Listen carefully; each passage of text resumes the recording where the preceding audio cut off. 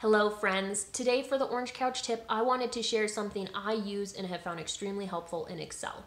So anytime I'm putting data into Excel, I always format it as a table. I will make sure I have headers across the top for all of my columns, and then I put in my information, and then I go to the Home tab, I go over to Styles, and I format it as a table. By doing this, you are able to sort your data. You're able to do it by ascending or by highest to lowest. You're able to eliminate certain categories to look at the information. There's so much you can do using and sorting by the headers across the top.